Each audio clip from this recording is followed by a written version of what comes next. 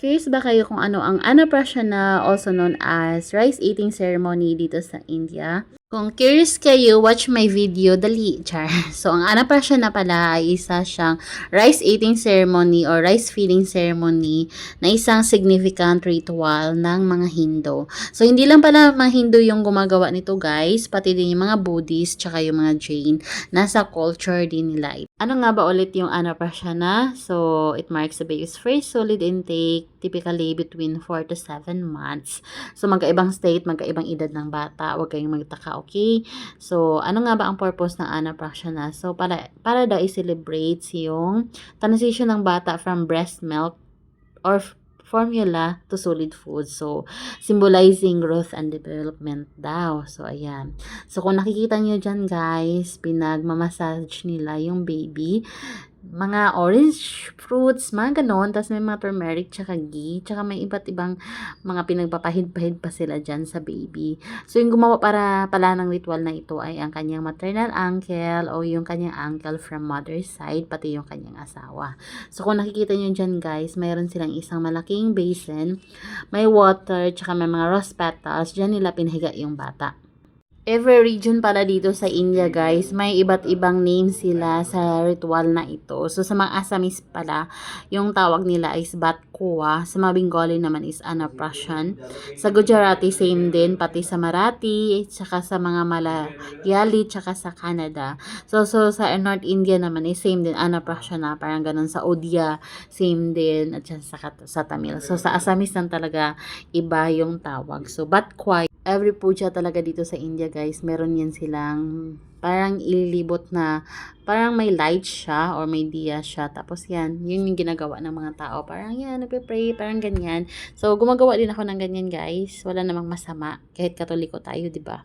Ito para sa kanilang ritual ceremony ay ang kanilang bisita ay mostly talaga guys, family, and yung mga pinaka-close ng talaga nila na friends.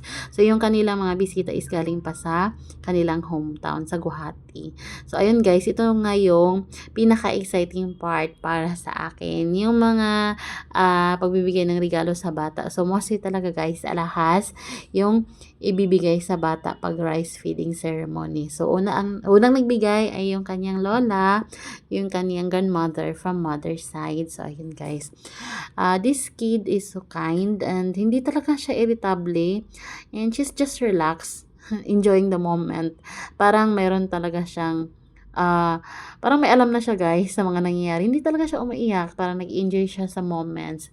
So, by the way guys, baka akala nyo yun yung parents yung nakaupo. Yung parents ng baby ay yung mga nakatayo. May pink na ribbon. So, ito na din yung time na yung tatay na din yung nagbigay ng kanyang regalo sa kanyang anak. So, yung kwintas na napakalaki guys. Yun yung regalo ng kanyang parents. So, mostly talaga guys, sa India, yung unang gift talaga ng parents sa kanyang anak ay alahas, ganyan guys. Kung napanood nyo yung palabas ng Maharaja, kung nakikita nyo guys, South Indian movie yun siya. Pero tinatry talaga yung magnanakaw na yun na mabigyan ng gold o kwintas yung kanyang baby. So dito sa India guys, sobrang importante talaga niyan. Baby pa lang may gold na. Ganyan kabongga yung mga bata dito sa India. So pagkatapos nga ay ang daming mga bisita yung nagbigay. May binigay sila na silver. Tapos yan, may nilalagay sila na hindi dito sa noon ng bata.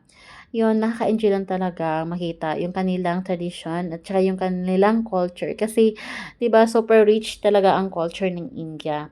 So, yung bata na ito, guys, parang naalibadbara na siya sa kanyang ribbon. At sa kanyang mga kwintas, guys, na mabibigat. Diyos ko, ang bibigat. So, pero hindi naman talaga siya umiiyak. So, yun. Nakita nyo, itong dahon na to, meron siyang parang care or ano yun siya doon guys. Parang food. Yun yung tinatouch ng mga tao tapos ilalagay dito sa ilong ng bata. So, parang yun na yun guys. Hindi talaga exactly dito sa bibig. Nakita nyo doon guys na kumakain na kami ng snacks kasi nagugutom na talaga ang all. And ito yung parang sa Korean guys na mayroon silang pahawakan sa baby. May mga libro dyan, may mga gold, may ballpen dyan. Parang ganon. Pero yung hinawakan ng baby ay yung book, 'di ba? Amazing. So magiging mayaman talaga ang bata na ito. Pero mayaman na naman siya, guys, kahit hindi pa siya nagtatrabaho. After nga ng rituals, kumain lang kami ng lunch, tapos dito na kami sa baba. So, dito kami sa aming kwarto. Malaki nga itong bahay nila, guys, dahil ito yung pinaparentahan yata nila dito sa baba, pero wala nag-rent ngayon.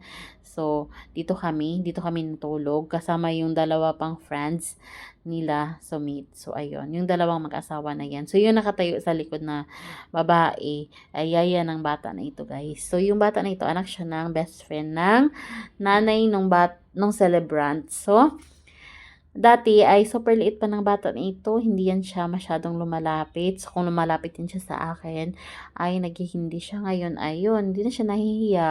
So, kinakausap niya na talaga ako, nakikipaglaro na siya. Kasi Sumit lang talaga yung kilala niya dati.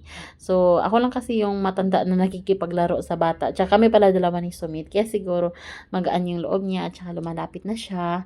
So, yun. Magaling naman siya mag-English kaya hindi kami walang language barrier sa amin dalawa. So, nakita niya kinakain ko yung rose petal. So, ginaya din niya ako, guys. So, yung yaya niya, nagulat dyan sa likod. Diyos ko. Sinabihan ko yung bata na hindi siya pwedeng kumakain. Baka magkasakit ang tiyan. Super arte pa naman ng nanay nito. Nilalagyan pa yan siya ng, yung parang nilalagay nila na itim-itim para hindi mausog yung baby. Kahit super laki na niya. So, ganyan ka-arte o yung nanay niya sa kanya. Love na love kasi siya. Kasi nag-iisang anak din. Tsaka medyo matanda na din yung mga parents nitong bata na ito. Yan. Nag-enjoy naman siyang pagtapon-tapunan ako dyan ng mga petals, guys. At saka, guys, after this one ay pumunta ako doon kina Ate Rona. Kaya super late na ako nakabalik dito sa party. So, mayroon pa silang after party, guys. So, ito na yung in-invite na nila yung lahat nilang friends. And meron silang live band dito. Sobrang dami ng food. So, yung mga food pala nila, guys, hindi lahat veg.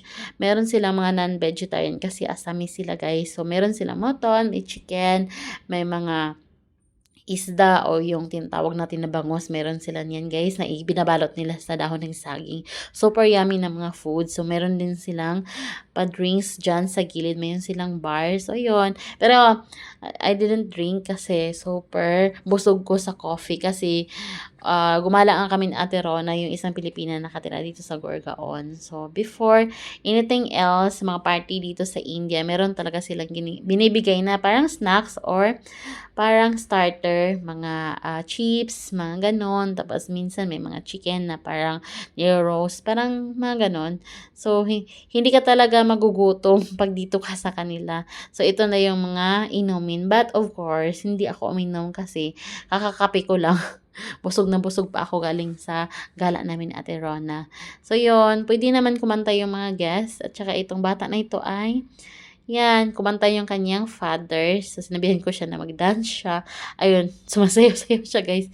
May hawak pa siyang bulaklak. Maganda sana kung marinig niyo yung kanilang mga boses. Kaya super nice talaga ng kanilang mga voice.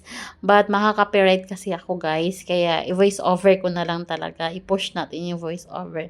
So, everyone is dancing. Pati ito si Sumit. Oh, grabe yung sayo niya dyan, guys. Tsaka very late na yan silang natulog. Kasi kami mga 2 p.m. ay bumaba na at natulog na kami. And ito na nga yung kinaumagahan. So, mabi-breakfast lang kami. Then, umuwi na din kami. So, thank you for watching, everyone. Don't forget to like, comment,